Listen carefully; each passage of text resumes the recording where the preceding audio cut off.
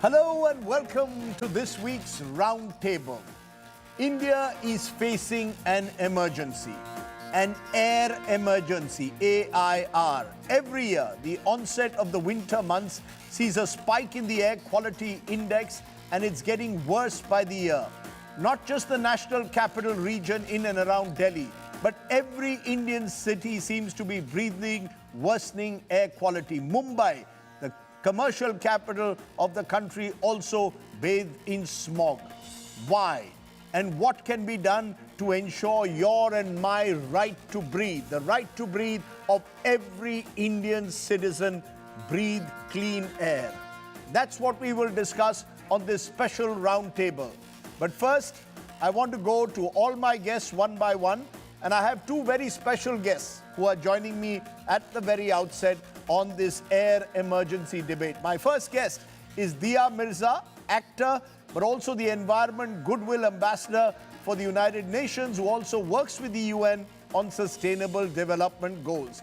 Thanks very much, Dia, for joining us. I'm calling it the air emergency debate because the truth is we have an air emergency. Just look at the air quality index in the national capital, in Mumbai, across the country. Some of the worst, most polluted cities are in India. We are breathing toxic air. What's your first thought when you hear of the depressing numbers that are coming out about just how polluted our cities are?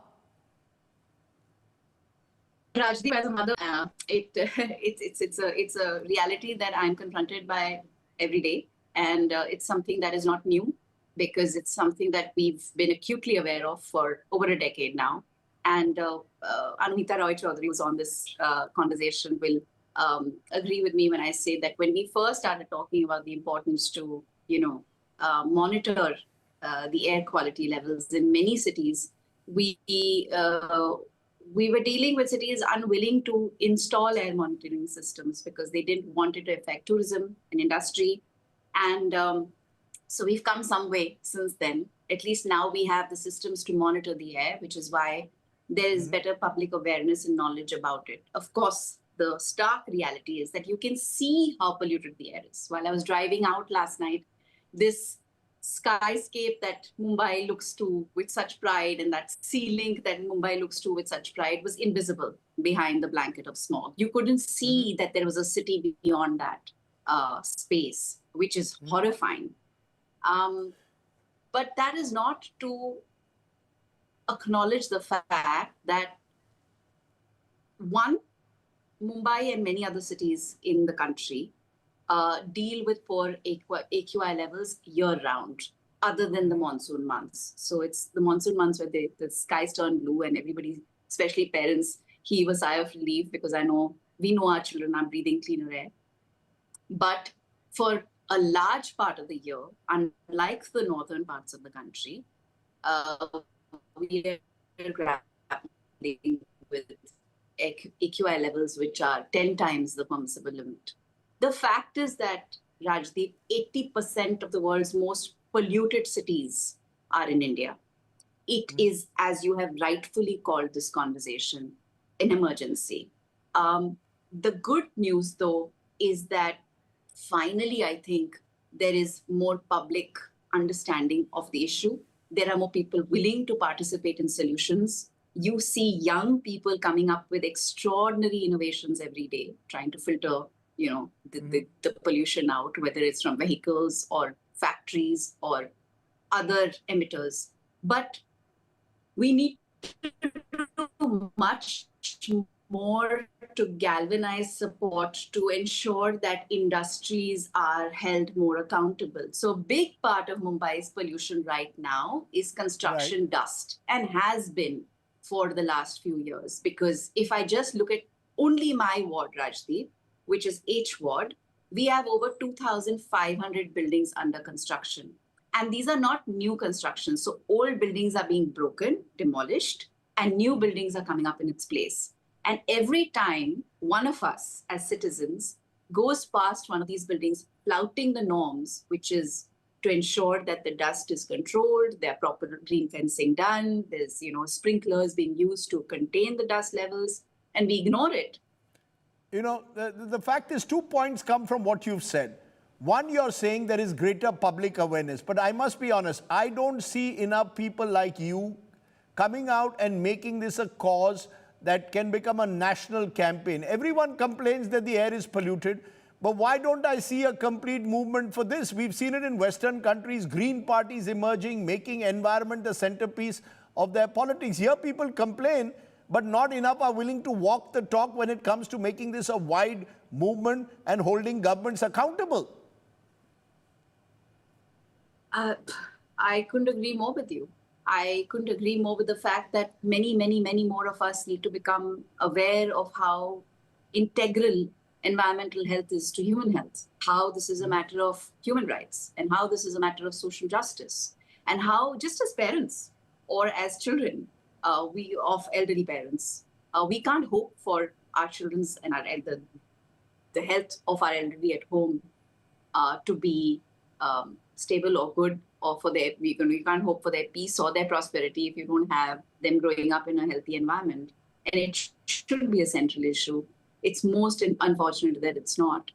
But I think what happens for the most part is that those who are informed and aware are doing what they can. Most people aren't as aware as they need to be. And even if they are, perhaps they don't have the time and the bandwidth and the will to pursue. Which brings me to the other point. As you're right, there's only so much that citizens can do. The real focus has to be, what are we going to get our governments to do, whether at the center or in the state? Construction work you mentioned. A lot of illegal work carries on and the dust spreads right around the year. Factories that are emitting noxious fumes and are clearly the factories that need to move out of the cities. It's the government which is supposed to act. You said the governments have put air monitors at last, but that's an incremental change. Why don't I see governments doing enough to make air pollution a central issue? Why do you think, surely the buck must stop with these governments? Clean air is a fundamental right to life. It's the right to breathe. And how can that be something that we can escape as a guarantee? Our constitution guarantees us this, right? It's not even, it's baffling, Rajdeep, that environmental protection and health remains a complete, underserved priority. It doesn't even seem like it's a priority for any government. Okay, because many believe, Mirza, that there are no votes to be garnered through clean air. Let me be honest. Politicians want votes, so they will play caste cards, they will play community cards, but they won't play the air card. So at the end of the day, like with the green parties in the West, we need to find ways in making air quality a central political issue, a fundamental right to breathe. If there was one advice, therefore, that you would give as a UN ambassador to government and citizens on air quality, what would it be? What's that one quality? What do we all need to do? It would be to prioritize the environmental health over everything else. Because if we don't have access to clean, what will you do with gadi and kapda and makan? So the entire approach to and understanding of progress needs to be evaluated. And what would you tell your fellow celebrities? Why can't I see them campaigning across the country saying, we want our right to breathe? All of you stand in front of India Gate, maybe things will change. I agree with you. I mean, my hope has always been that more of us would come forward to participate in what truly matters. And but I have to admit, Rajdeep, that I've been, as somebody who's been consistently at it for over 2 decades, it can be deeply, it can be disorienting to say the least, and it's not easy, and it requires a lot of will and gumption to be able to keep asking the same questions. As you know, the climate is not one that is permissive of demanding any form of accountability, and I know most people are afraid to ask tough questions. But I think as citizens of our country, especially as parents, and so many of my colleagues now are young parents who have just had children who are so young and are going to school. And I'm sure many of them are grappling with the harsh reality of breathing polluted air. I have a son who's developed asthma. My mother has COPD. These are realities that practically every home is dealing with. So yes, Right. we all need to do much more. And yes, we all need to mobilize efforts to improve accountability, not just from governments, but even of ourselves. Can we manage our waste better? Can we drive electric? Can we make sure that we are, filing complaints when we see building construction flouting norms and rules? There are so many things that citizens that we can participate in improving, along with using our voices to demand change. I'm going to leave it there, Diya Mirza. Good to have a celebrity who's walking the talk when it comes to the environment. Thanks very much for joining me